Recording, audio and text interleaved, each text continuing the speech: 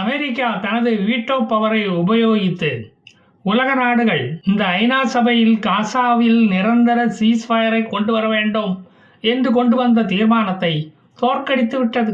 அதாவது இனி இஸ்ரேல் தன் இஷ்டப்படி தாக்கிக் கொள்ளலாம் என்பதுதான் அதன் அர்த்தம். பிணைய கைதிகளை உடனடியாக விடுவிப்பதில் ஹமாசுகளுக்கு என்ன சங்கடம் சிக்கல் இருக்கிறது, அது நமக்கு தெரியவில்லை. ஆஹா, எவ்வளவு மனிதாபிமானம் உள்ள பயங்கரவாதியா இருக்கானே என்ற கெட்ட பெயர் தனக்கு வந்துவிடுமோ என்று ஹமாஸ் அஞ்சுகிறதோ என்னமோ. எவ்வளவு பாடுபட்டு வளர்த்த கழகம் இது, அப்படி ஒரு நல்ல பெயரை சம்பாதித்து விடக் கூடாதே என்ற அக்கறை அந்த ஹமாசுகளுக்கு இருக்கிறது. வேற என்ன? திருடனிடம் திருட்டு தொழிலை விட சொன்னால் அவன் கேட்பானா? அரசியல்வாதியிடம் லஞ்சம் வாங்குவதை நிறுத்த சொன்னா அவன் கேட்பானா? அவர்களை காஃபின் பாக்ஸுக்குள்ள அடைக்கும் வரை அந்த இஸ்ரேலியனை ஒரு பெட் அனிமல் போல வளர்ப்பதை அவர்கள் கைவிடவே மாட்டார்கள். அப்படித்தான் தெரியுது. பிணைய கைதிகள் அவர்கள் கஸ்டடியில் இருக்கும் வரை இஸ்ரேலும் தனது தாக்குதலை அதிகப்படுத்தி கொண்டே போகும். மனித உரிமை ஆர்வலர்களை அலற வைக்கும். கொல்லுவதற்கு ஒரு பாலஸ்தீனர்கள் கூட இல்லை என்ற நிலை வரும் வரை இதுதான் நீடிக்கும் போல் தெரிகிறது. அப்போது இஸ்ரேலியர்கள் அதை நிறுத்தி விடுவார்கள். இனி கிடான் சேரியட் மாதிரி பஃபலோ சேரியட்டுகளும் வந்து கொண்டுதான் இருக்கும். ஹமாஸ்கள் முழுமையாக அகற்றப்படும் வரை எர்மமாட்டு வண்டிகள் அங்கு பயணம் செய்து கொண்டுதான் இருக்கும். இஸ்ரேல் பாலஸ்தீனர்களுக்கு வரும் உணவு லாரிகளை நிறுத்தக்கூடாது. அதற்கு பதில் சோத்துல பருப்பு, நெய், அப்பளம் நொறுக்கி போட்டு உருண்டை பிடிச்சு பாலஸ்தீனர்களுக்கு ஊட்டி விட வேண்டும் என்று ஐநாவில் தீர்மானம் போட்டாலும் போடுவான் போல இருக்கு. அதனால தான் அமெரிக்கா பயந்து போய் வீட்டோ அதிகாரத்தை பயன்படுத்தியதாக நான் நினைக்கிறேன்.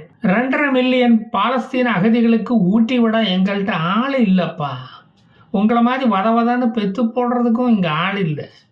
அவங்களுக்கு உருப்படியான வேற வேலைகள் இருக்கு என்று இஸ்ரேலும் சொல்லிவிட்டது. ஐநா சபை இதுவரை ஹமாசுகளை கண்டிக்கவே இல்லை. அவர்கள் வசம் இருக்கும் பிணைய கைதிகளை விட்டு தொலைங்கப்பா என்று சொல்ல வேண்டியது தானே. ஆயுதங்களை ஒப்படைத்துவிட்டு உடனடியாக சரண்டர் ஆகுங்கள், அப்பாவி மக்களை கேடயமாக பிடித்து வைத்து கொள்ளாதீர்கள் என்று சொல்லவில்லையே. மதரசா, மசூதி, ஆஸ்பத்திரிகளுக்கு அடியில் மண்ணுக்கடியில் ஏவுகணைகள், ஆயுதங்களை பதுக்காதே, அவைகளை தயாரிக்காதே என்று சொல்லவில்லையே. அகதிகளுக்கு வரும் உணவு லாரிகளை கொள்ளையடிக்காதீர்கள் பாவிகளே என்று கூறவே இல்லையே. பாலஸ்தீனர்களுக்கு சோறு, கஞ்சி காய்ச்சி ஊத்துவதிலேயே கவனமாக இருக்கிறார்கள் இந்த ஐநா சபையில். யாருக்காவது கல்யாணம் ஃபிக்ஸ் ஆனா சமையல் வேலையை கவனிப்பது இந்த ஐநா குழுவாகத்தான் இருக்கும். 4 விதமான பாயாசத்தோடு விருந்துகள் படைக்க அவர்கள் தயாராக இருக்கிறார்கள்.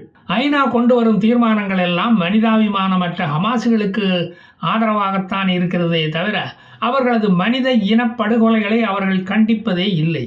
தனது அலுவலகம் தனது ஊழியர்களை ஹமாஸுக்காக பணியாற்ற பணித்துள்ளது இந்த ஐநா சபை.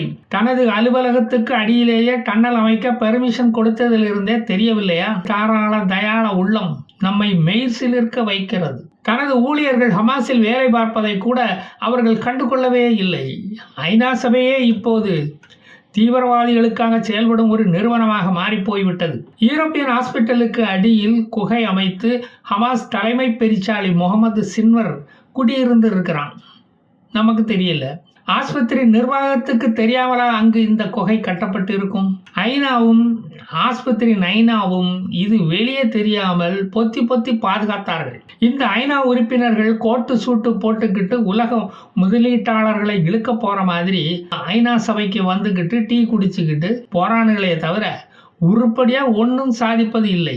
கருப்பு துணி முகத்தில் கட்டாத கோட்டு சூட்டு போட்ட ஹமாசுகள் இவர்கள்.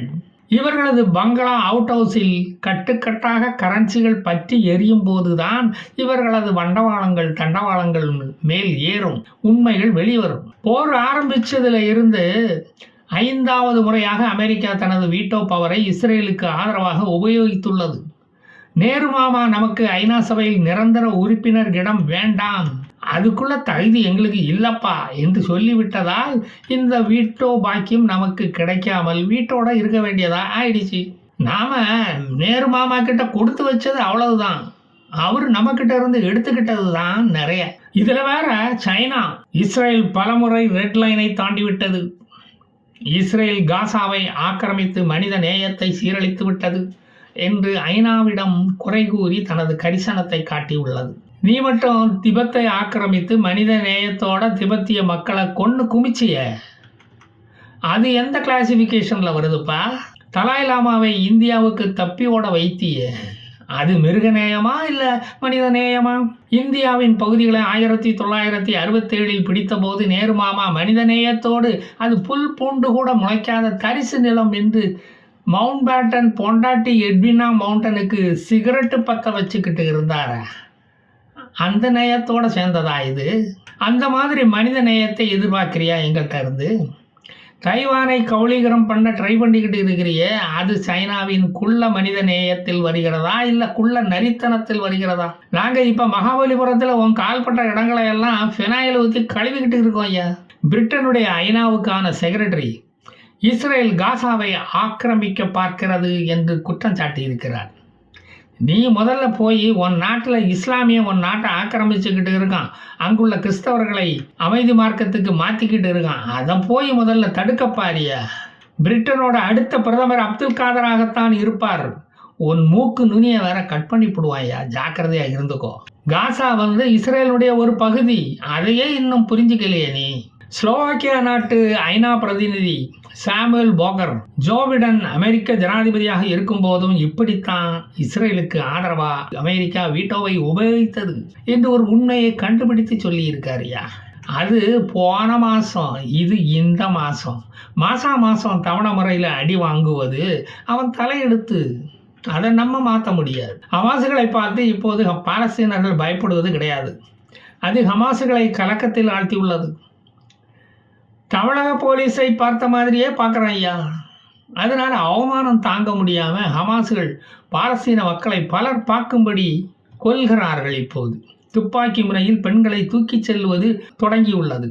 சவுக்கடியை நடுரோட்டில் வைத்து கொடுப்பது என்று பழைய பீதியை கிளப்பியுள்ளார்கள். அதாவது அவர்களின் வழக்கமான வழிமுறைகளை தீவிரப்படுத்தியுள்ளார்கள். பாலஸ்தீனர்களும் எலான் மஸ்க் மாதிரியே ஒரு புது கட்சி ஒன்றை தொடங்கி இவர்களை சமாளிக்கலாமா என்று ஆலோசித்துக் கொண்டிருக்கிறார்கள். ஹமாசுகள் பூபி டிராப் லேண்ட் மைன்களை வைத்து இஸ்ரேலிய இராணுவ வீரர்களை கொன்றதற்கு பழிக்கு பழி வாங்க இஸ்ரேலிய ஏவுகணைகள் 95 பாலஸ்தீனர்களை பழி வாங்கியுள்ளது. ஹமாசுகளுக்கு ஆதரவாக குரல் கொடுக்கும் இஸ்லாமிய நாடுகள் ஒரு முறை கூட பிணைய கைதிகளை விட்டு தொலைங்கப்பா என்று வாயை திறந்து சொன்னதில்லை. சொல்ல மனம் வருவதில்லை, சொல்ல போவதும் இல்லை. ஏனென்றால் அவர்களும் ஹமாஸ் இனம், ஹமாஸ் ஜீன் அவர்களிடமும் உள்ளது. ஆனால் பெரும்பாலான வளர்ந்த நாடுகள் இஸ்ரேலுக்கு தனது நாட்டு மக்களை பாதுகாப்பதற்கு எல்லா உரிமையும் உள்ளது. இஸ்ரேல் தாக்குவது தனது மக்களின் பாதுகாப்புக்காகத்தான். சுற்றியுள்ள நாடுகள் அமைதி மார்க்கத்தை கடைபிடித்தால் இஸ்ரேலும் அமைதி மார்க்கத்தை கடைபிடிக்கும் என்று அவர்களுக்கு புரியும்படி சொல்லிவிட்டார்கள். ஹங்கேரி, செக் குடியரசு, India, Australia, Italy, Canada, Germany, France, UK, America போன்ற நாடுகள் இதைத்தான் வலியுறுத்துகிறது. அதை இவர்கள் ஏற்க தயாராக இல்லை.